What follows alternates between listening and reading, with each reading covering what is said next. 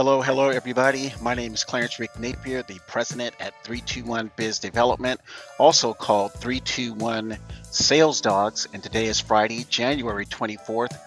And we're happy and lucky to have people from both coasts, two West Coasters and one East Coaster, including myself on the East Coaster. But in honesty, it's really three West Coasters, and actually it's four West Coasters because all people that are on this call today are originally from the West Coast, and two are now on the East Coast. But today I want to welcome everybody to the 321 Biz Development 321 Sales Dogs, and the purpose of this training, these sessions, and it's called a digital networking session, is to just bring professionals together to help remove any type of frustration or anxiety about doing business. And for myself, my background, I used to work as a Fortune 500 company sales executive in operations and in sales. And then I left corporate America on May 17th, 1998, and started as an independent insurance agent and real estate agent. And what happened during that time for me is that I thought that I had all the information I needed to become great as an independent salesperson. And when I say independent, I'm saying independent insurance agent, an independent real estate agent, independent, this is an entrepreneur starting out, plumbers, CPAs, attorneys, these occupations, if that person does not work at a company, these people are independent.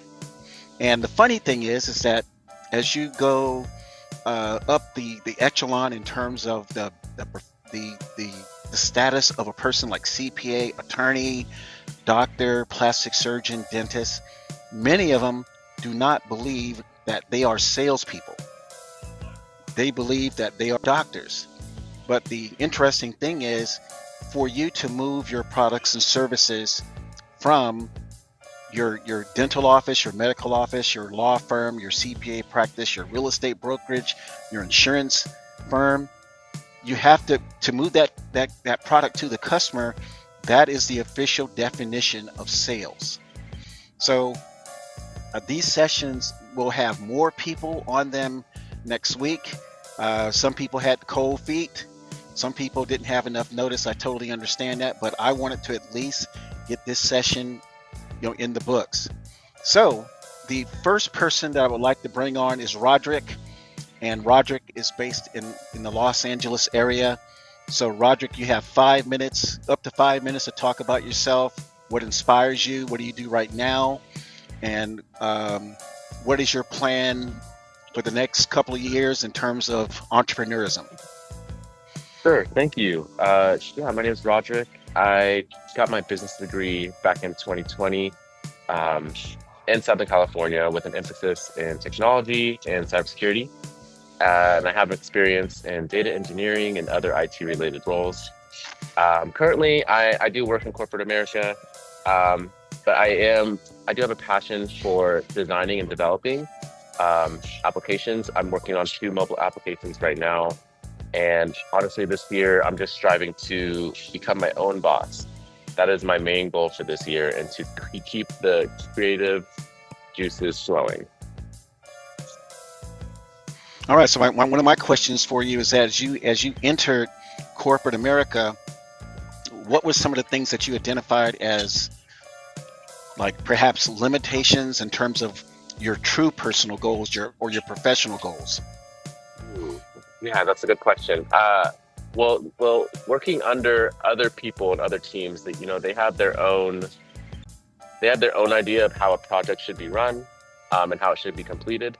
In corporate America, there's a lot of nuance that goes around project development and performance and all of that. And honestly, a lot of it was more so for looks.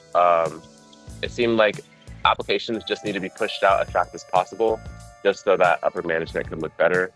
And coming to find that out after 4 years in corporate America, I realized it's not the energy that I want to go forward and move forward with in my life and my career. professionally and personally. So uh, yeah, I want to have a more holistic approach to application development from now on. Fantastic. So tell us about your mobile app development journey. I know you recently started it a few months ago, or like maybe 6 months ago. And what do you see in the future for mobile apps? For mobile apps, I see well, so one thing that we need to define in mobile apps is that there are two main platforms that people use mobile apps on. So that's iOS and Android.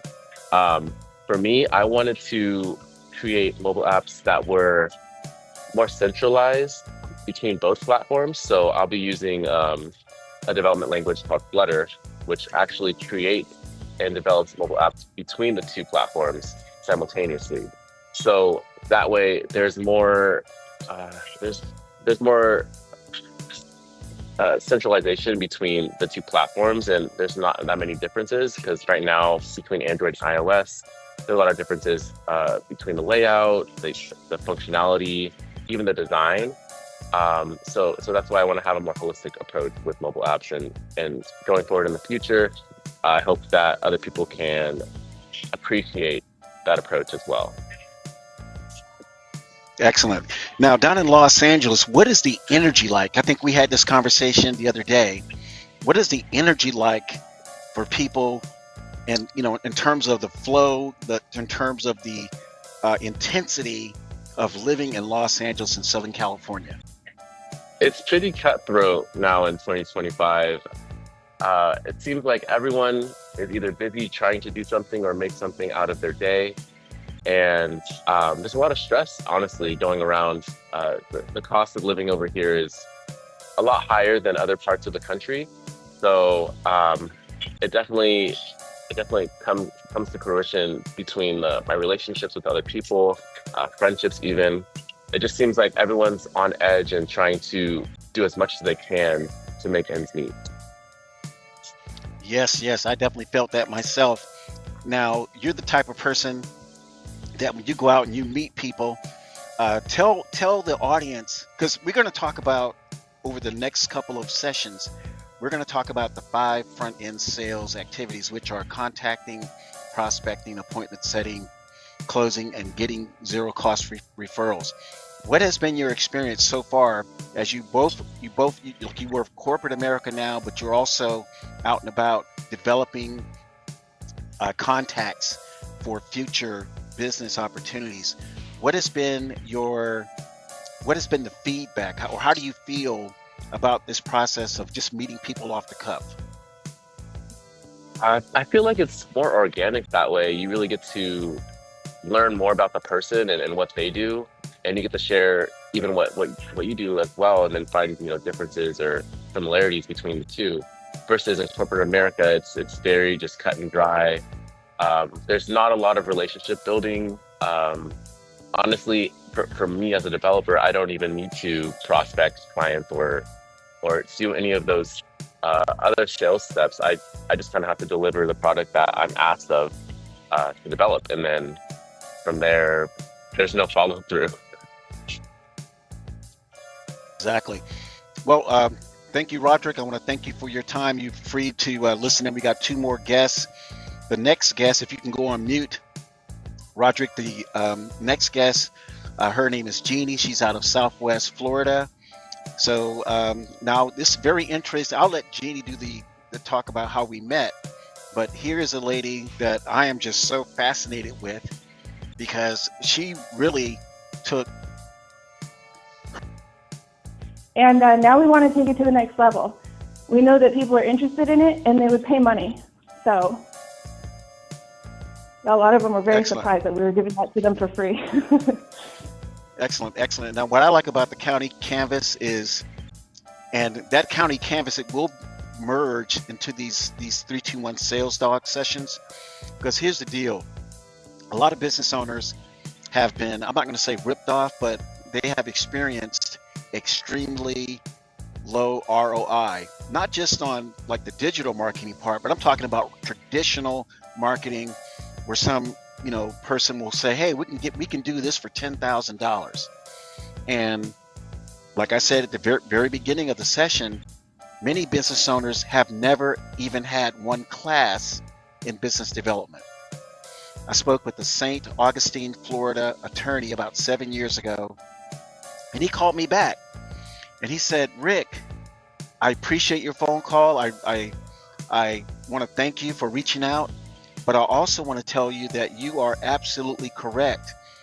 When he was finishing law school and he passed the Florida State Bar, what he told me was that he was so afraid to open his own law practice that he took a 9-to-5 job at a law firm where he became like an associate and got a paycheck. And he basically said he had zero experience in having his own business as a law firm owner. So what the county canvas does, in my opinion, I already see it. See, a lot of business owners, they want to be seen for the lowest cost possible with the highest potential ROI, return on investment. And what I also like about the County Canvas magazine, the distribution is to real people. A lot of times with magazines, you see the magazine, a customer may see a magazine on the table or something, but you don't know how it got there. But as a business owner, if you can let people know, let the person or the advertiser or the subscriber, however you want to look at it, to know that these businesses are getting your magazine, real businesses, not some fictitious number where some magazine advertisers say, we sent your magazine out to 10,000 people. And you would say, well, okay, so 10,000 people, I should get some business from that. But you don't know. And sometimes it doesn't happen. But the magazine, layout looks great, it's high end, it's polished. So we have a plan to use the county canvas as part of a multi-pronged strategy to not only get business owners seen, but have them come on to the 321 Sales Dog show and talk about it, talk about their business, and get sales tips. So Jeannie, the last thing I just want to ask you, Jeannie, you've been an incredible person who puts people together. Without giving any names, if you want, please tell us about this latest event or this latest situation where you put a person that has a mega business with someone who was working in another company, and you can be as vague as you like. I really want the people to hear about how you put things together for people. You've done it multiple times, by the way. So the next person I want to bring on is Reginald, and Reginald's in the San Francisco Bay Area, and Reginald too works in corporate America. And so if you can, Reggie, please tell people who you are, what you've been doing, and what is your current motivation to move forward. All right. My name is Reginald. I go by Reggie by those who know me very well. I work, I would say, corporate America adjacent. I'm very close to that turnaround. I'm in a very customer-facing role at the moment. I work for a large tech company doing a lot of face-to-face merchandising, some technology. I've been there for almost about 9 years. Currently, what I'm working on and what I would like to do as a more permanent role in my career is get into project management. So I want to go a little bit deeper into corporate America, possibly. I'm still deciding on my exact trajectory. But what inspires me, what I would like to do is something very similar to what Jeannie was saying. I want to be able to have a role that is not so draining and have something that's more beneficial for my livelihood, for my personal goals and my financial goals. And as of lately, I have throughout my journey as in my current role, I've done multiple internships with hire corporate America teams involving worldwide merchandising, involving marketing communications. And I discovered that there are things about that I do really well, but similar to Roderick, not everybody you work with has the same level of understanding or level of communication that, at least personally, I think, and from what I've been in this industry for about 9 years, what I know works very well. Um, so I'm currently looking for a role or looking for an opportunity that will give me more of the life that Jeannie's living right now at the moment. As of lately, I finished my project management certification, so I'm ready to get into more work revolving around that. And yeah, my next steps at the moment are looking for ways to be my own boss and sort of leave the corporate America adjacent world. All right, I have a question coming up for you, Reggie, but I want to also add that Reggie has probably made more customer interactions than all of us on the phone right now, all of us on this session combined.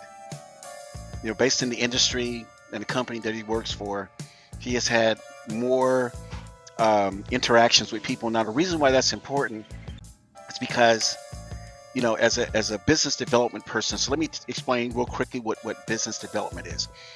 Business development is putting all the pieces of the puzzle together to give that business owner the highest probability that they will succeed.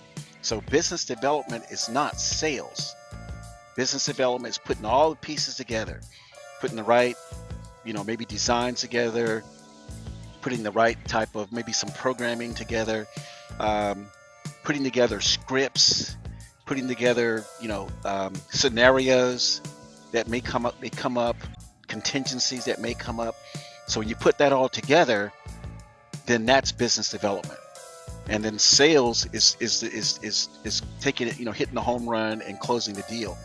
But what what I find interesting about Reggie's work is that in sales there are like there's this thing called closing. And with closing, if you, let's say for instance, you're the worst salesperson on the planet, you will still close 7% of all transactions. See, without any type of sales training, any type of sales system training, you will close 7% of your transactions. So what that means is if 100 people show up, just random people in some industry, you know, and there was no type of you had no influence over them. You didn't say hello, you didn't introduce yourself, there was no presentation in this very sort of like wide range industry. Only 7 people will buy. So again, so what's interesting about what Reggie does is the people that he interacts with, all of them buy pretty much. I mean, he's in this industry where, you know, when people engage, it's like a high probability that they will buy. Now that's very, very interesting because people may come in, people may begin the engagement process, and they may not be the nicest people, but they end up buying. And that is very, very interesting. Not many people can have that experience. Most people, you know, if they sell a big ticket product, they have to go through this training to figure out, okay, so this person might buy, this person won't, this person may buy today, this person may buy later. But the majority of people that Reggie engages with, they end up buying. So there's a lot that we can learn from that, and we will have discussions on why that exists. So the next question and last question that I want to ask you, Reggie, is what is it like living in the San Francisco Silicon Valley area in terms of the need to always kind of stay on top financially, to always be on the cutting edge of whatever that's happening down there on the peninsula, Silicon Valley? Yeah, it's very similar to Southern California, where the pricing for anywhere like where to live, pricing for everyday needs like food and gas, like those are all very, very high. Um, so it is pretty, cutthroat. It's a very you need to have like a strong network of people who are the tech people that are in the industry. It's good to know where the next trends are, who's on the up and coming, what company is innovating next. It's important to know those things, especially when you're within sales for tech companies. It's great to know what's trending so that you can compare your product to what might be coming out soon, or you can compare how your product differs and where the customer would benefit from not just that innovation, but how yours might get there in a few months, weeks, years, whatever it may be. But it's very challenging um, to do the things that you want to do with such a high level of cost everywhere around you. So it's very important to have a hustle. Everyone I think I know has one or two side hustles where they are either working for themselves or they have multiple jobs. And yeah, it's a cutthroat environment. Yep, and just to close, for Reggie, he works and lives in an area near the city called Atherton, California. And Yeah, Atherton, California is the wealthiest zip code in America. Atherton. That's where a lot of the richest people between Atherton, Hillsborough, and Woodside. And I've been in those areas quite a bit. And, so that's what's going on. So thank you, Reggie. I want to thank you for sharing. And I'll close out because I know some people have um, other appointments coming up. But I just want to say that moving forward, what we'll do is we'll go through sales tips. And for people listening to this recorded version, 321 BizDev has a 6 to 9 hour sales system training class. There's no way that I could give all that information out on these sessions, but I can provide the sales tips. So each time that we have these sessions, we will talk about sales tips, and via email before the next session, if you want me to cover a certain topic in terms of giving that sales tip, we will do that. And we'll also, take questions from people about, well, how do you overcome this? And I'll tell you this, if you ever want to listen to some podcast episodes, 321 Biz Development, there are over 900 episodes there that I've assembled, produced over the last probably, I want to say like 7 years. And I can say with a high probability that there is not a topic that I didn't cover when it comes to sales. I don't care how, you know, way out on the spectrum you might think he didn't cover that. Yes, I did. So anyway, I want to thank everyone for being on the 321 Biz Development 321 Sales Dogs first session. And if does anyone have anything they want to close with? Reggie, any closing comments? Um, I guess I just want to say that yeah, I think knowing people and having interpersonal savvy is best for sales. It's best to I think you told me this once too, and I totally agree. If you're making these cold calls, you're doing interactions, it's important to know that if it doesn't go well, it's not the end of the world. And as long as you're able to separate yourself from, putting your personal feelings and emotions into these interactions, then you'll succeed because, everyone's different. Everyone's not going to, react the same way to a pitch you have or a sale you want to make. And you learn from those interactions. You learn from those like negative ones and the positive ones, and that's how you really hone your skills as a salesperson or as a person who wants to reach out to people to then get more reach for your business.